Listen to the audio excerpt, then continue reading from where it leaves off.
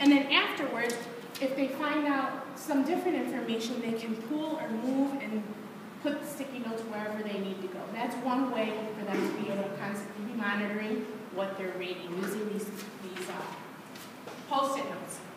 Text coding, which is what these things are, is another thing that they can use, another strategy that they can use, text coding. So they can use an exclamation point if they're reading something and say, oh, that's some new information, I didn't know that about theirs. Or they can use this plus sign and say, oh, you know what, that's some really good information. I did kind of know what that was about, and put that there. Or if they have a question about it, oh, I wonder why that's happening. I'm going to come back to that later. So when they go back to the passage that they're reading, they can go back and look at their Post-it notes where they were coding and say, okay, I know that that was exciting for me. I know that I really knew what that person was talking about because I've read that before in a book. Or now they're going to start developing questions, which is going to lead them into after-reading strategies. Okay? So out of those strategies, some of you I know have already worked with your students to be able to use some of these strategies. For the teachers in the room, how many of you are familiar with these strategies? So you know how to do the cross-checking strategy?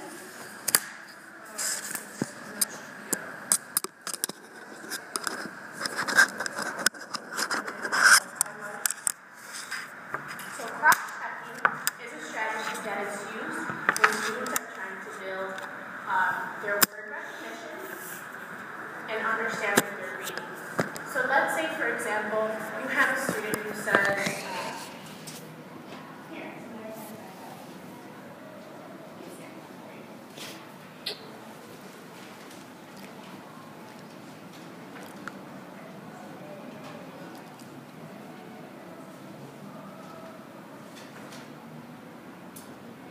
You have a student who says, you're reading a book about the tooth fairy, okay? And the student is reading and says, and then all of a sudden, instead of saying tooth fairy, they say top fairy. The top fairy was coming at night because I lost my tooth. Top fairy, does that sound right? No. Okay, so if it doesn't sound right, what are we supposed to do? Because if we say top fairy, then is the sentence going to make sense? No. So cross-checking is a strategy that we use to help students be able to identify that, hey, wait, something doesn't sound right. So cross-checking is used by asking the student, stop. Did you say that right? Does it sound right? They say no. Okay. Did it make sense in the sentence? No. Okay. So what do we need to do? We need to reread. Okay. So let's go back and reread it again. And then most of the time they'll say tooth. The tooth fairy. Oh, the tooth fairy, because is there such a thing as top fairy? No, there's not. There's only a tooth fairy, right? Yes. So helping them being able to ask those questions in their, have those questions and asking themselves those questions in their head while they're reading, so that when they're reading on their own, if they come across a word that they don't know, they can ask themselves, and you have to be able to model asking those questions, those think alouds. The two teachers in the class know, right? Thinking aloud and being able to teach students, how do I ask these questions for me to be able to understand? Well, if I know it doesn't sound right, and it doesn't look right the way that I'm saying it, and it doesn't make sense in the sentence that's it, I have to reread it, and that's what cross-checking is. That's the strategy and how it's used. So we have them cross-check, we have them reread. That helps them monitor their comprehension while reading. Annotating text. Are you familiar with annotating text as a strategy? Any of you? So how do we annotate text? Even as college students, most college students annotate. When you're reading that big, heavy material, like in Dr. Lucas's class, no, I'm just kidding. When we're reading that big college, those articles that you have to read, how many of you can read the whole article, and then once you're done reading the whole article, go back and say, oh, I totally know what that was about? It's hard, right? So one of the things that we do is annotate text. That is a strategy we use. We're reading the passage, and in each page of the article that we read, we can say, you know what? This right here really caught my attention. and it was a little heavy in what it was talking about, but I'm going to use my own words so that when I come back and have to remember what I just read, I don't have to go and reread the whole thing. Like when you're taking the TAP test, you know how when you have the reading passages for the TAP test, and it's just so heavy, and you're like, oh my gosh, what are they talking about? It's really helpful that when you get to the end of each paragraph, that you can put in your own notes. Be like, okay, on the outside, you say this was about how Mars became a planet, for example, okay?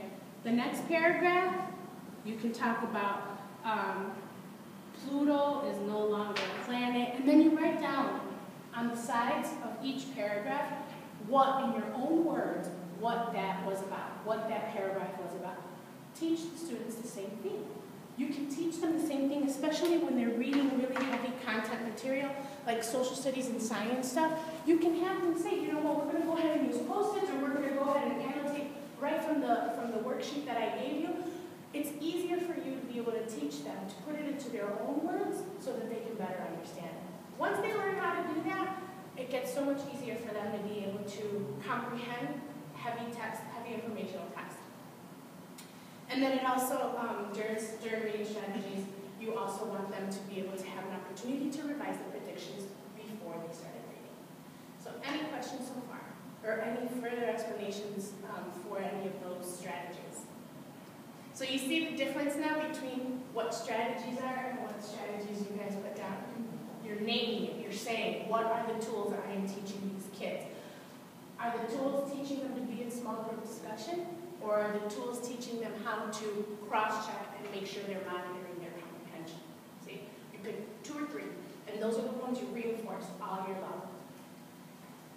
And then after reading, we make sure that we have students reflect on what they read and summarize major ideas using during reading strategies. They go back, they look at their Post-its, they look back, they use the text that they annotated in their own words, and then we have them seek out any additional information if they need to be able to further support what they just read and for them to be able to be successful in being able to comprehend that material. So this is another strategy that's used after reading. How many, even in your methods courses, were you familiar in your reading methods courses or your language arts courses with any of these strategies? Summarize, prediction, and make connection, Okay. Okay, so pretty general strategy, right? Summarizing, confirming predictions, making connections. Somebody wanted to, but so is a really good graphic organizer that students can use. A lot of the times, students, if you keep them busy or interactive and doing something, it doesn't feel so heavy when it comes to them with what they're reading. So that strategy is, again, another graphic organizer that they use where they can use the Post-it notes. You divide it up like you did with the KWL. And it's an S, a W, a B, S, T. Somebody wanted but so that. And the purpose of that strategy is to help them identify who's the somebody. What are we reading? You can use it with narrative text, so like if you're reading Little Red Riding Hood. Who's the somebody? Little Red Riding Hood. Okay. Who's the what? What did they want? Oh, they wanted to go to Grandma's house. Okay. So you can do that before, you can do that during, and you can do it after and use it for all 3 of them. And then afterwards, they can go back, move the Post-it notes from one section to another and say, oh, I thought this was there, but it doesn't belong there, and it goes over here. And it all kind of starts processing. That's the biggest thing, is being able to help them to process the information. Kids, sometimes students have difficulty, especially those who are ELLs or come from backgrounds that don't have a good literacy support, have a hard time organizing and processing that information. And graphic organizers really help them to do that. So how do we teach these strategies, especially when it comes to informational text? Because unfortunately, when it comes to ISATs and when it comes to any kind of standardized texting, it's going to be heavy. We want to make sure our kids also, when they're reading their textbooks in science and in social studies and in math, that they know how to use these strategies when we're working with informational text. So we have a 3-step framework. And we ask content-free questions. So a lot of times when we have our kids, the 3-step framework, I'll tell you that first. So the 3-step framework is a theory that we try to get teachers to understand where it's first you kind of present the strategy, whatever you're going to do. So you're going to do cross-checking strategy. You get your group of students and you say, you know what, I'm going to show you guys how we do cross-checking, okay? You do the I do, we do, you do. So first you teach them, you model what it looks like, you say the questions out loud, you think of the questions out loud so that they know that when they're reading, they can ask themselves questions. There's nothing wrong with being able to ask questions, especially, or question the author. Why does the author want me to read this? What is so important about it? So we say those things out loud so that they know that it's okay to do the same thing when they're reading on their own. You use that and you teach them in a lesson using a real short piece of text, and it can be something from a social studies book or something from the science book. Then you turn around and you have them do it and practice it within a group. Okay, so there goes that gradual release of responsibility. You go ahead and you have them do it in a group. You have them practice with a little bit of a longer text. How do we do that cross-checking strategy? And then you kind of assess them by walking around and seeing if they're getting it. And then the final step is for them to be able to do it individually on whole class projects or on homework using similar types of text. So social studies, magazines, National Geographic is really good, and they really enjoy those types of texts, like the Explorers and Discovery and things like that, because it's fun and it's at their level. They have different levels for them to read when it comes to informational text. So if you're talking about panda bears in your textbook and different types of bears, then you can use that as a support for them to take home and just kind of use it as a tool, like, oh look, I have this magazine, it's all about pandas, maybe you might want to read it. Practice the cross-checking strategy that we used in class, and then tomorrow I want to see how you were able to organize that information. The best part of being able to teach these kids these strategies is that later on when they have to write a paper about it or a book report, all they have to do is pick up all their little post-it notes and organize it and say, it's already written for them. Let's say it's a book report. Let's say it's an article that they had to read and talk about afterwards. Grab your post-it note and be like, oh, okay, look, from the very beginning, they already have everything that they know and what they've learned about it, and all they just have to do is just put it in order and in complete sentences. So, we're going to go ahead and recap. Strategic teaching leads to strategic reading. So we know we have to start with very explicit instruction. We're naming our strategies before, during, and after. You're naming them. You're making sure they know what they are, how they're used, and when they have to use them. You teach them either in small groups or you can teach them one-on-one, and you're constantly looking for material that is motivating for them to read. So you don't want to put so much stuff on content and all of history and all of this stuff. You want to give them an opportunity to read for their own enjoyment, have materials and read. There's different places that either donate books, or you can go to half-price books, or go to Amazon to just get discounts for like the Scholastics and things like that. Have stuff that they can kind of read on their own in your classroom, even if you have a little space for them, to be able to read and be comfortable. Just say, I'm going to kick back with this book with my bottle of water in a nice little soft setting, and encourage them to do that. Okay, so in your booklets that I gave you some tools to use. So what you can do to help your students become a good reader. The first one is the Garfield survey. So you guys can use that survey at kind of in the beginning of the year to kind of assess them and be able to say, all right, let's look at this and let me see where my kids are. So you guys want to open that up. They're pictures of Garfield. And they're questions that the kids can answer. And then all they do is write a little circle or color in the Garfield where they feel like. So for example, what's that first one again? How do you feel when you read a book on a rainy Saturday? Okay, so how do you feel when you read a book on a rainy Saturday? This Garfield inventory, if you do it at the beginning of the year, will give you an idea of where your kids are as readers. Do they like to read? Do they not like to read? What kinds of materials do they like to read? Do they prefer reading than going outside and playing outside? Or do they prefer reading old video games? Do they like using interactive ebooks instead of hard books? It gives you a really good idea where your kids at so that it prepares you, maybe during your winter break or something, to bring in more of that type of reading material in. So it explains to you how you can use that inventory, and I gave you the instructions. The other one is a really fun tool to use. It's the it's also in your book, in your handouts.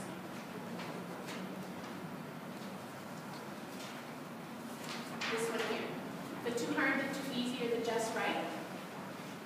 So what you can do is you can pass these out again at the beginning of the school year, and you can have students ask them, say, what types of books do you think are too hard for you?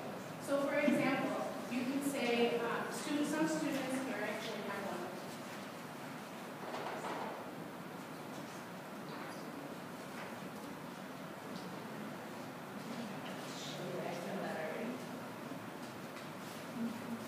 So let's say, for example, this is one of my students, okay? And they say, oh, too easy books for me are easy to read. They're very short. They're not a lot of words in them. There are not a lot of pages and too easy books for me, or there are too many pictures. That's how you know that this book is too easy for me.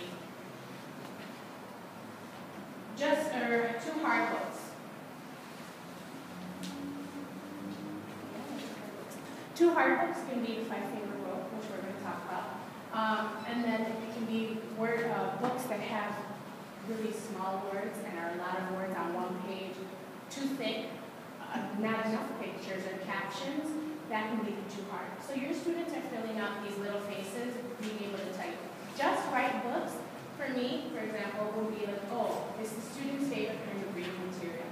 So just right books for them is going to be something that is entertaining, is exciting, is a combination of both words that I can read on my own, using that five-finger rule, and being able to have enough captions and things to help me kind of visualize and have that picture in my head going as I'm reading. So the I Pick Books, I think I have that one in there for you too as well. The I Pick Good Books is for your students as well. And you can hang up any of these in your classroom as examples. You can say, I choose a good book. Why did I choose this book? What's the purpose of it? Why do I want to read it? Does it interest me? You want your kids that when your students are going to pick a book in the library, when you have library time, ask them, why are you picking that book? Don't pick it because it's easy. You want to pick it because you know that you're going to read it because it's entertaining. And then that leads us to the whole five-finger rule. You have to be able to understand what you're reading, okay? Now, the five-finger rule, I didn't give you a copy of that one. But if your students know most of the words, then it should be an okay, just right book for you. And the way we do the five-finger test is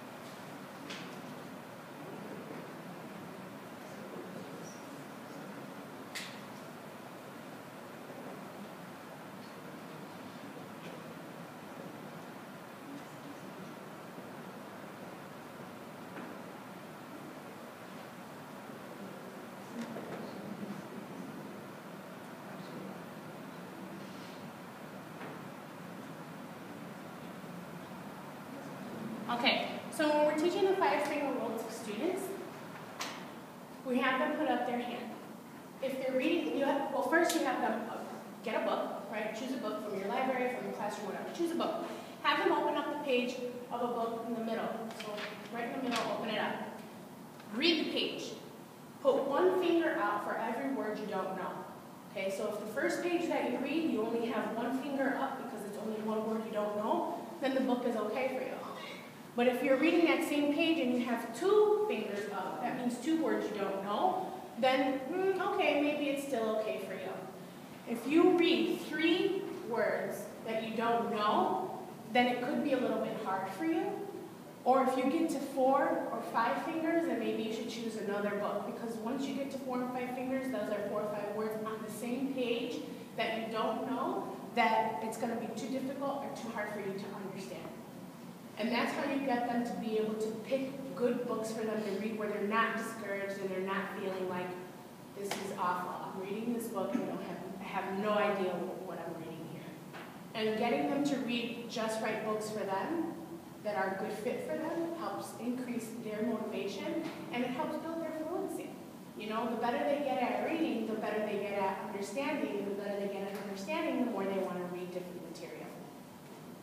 Okay, so right now we're going to take like a really two minute break just to get you guys some lunch, and I'm going to load a video of the Teacher of the Month so that you can see some different things that she does in her classroom. It's like a 5-minute video, so while you guys are eating, you can actually watch it. And if you have any questions after the video, you're more than welcome to ask, or we can have a little bit of discussion. I know we're pushing time, so, okay?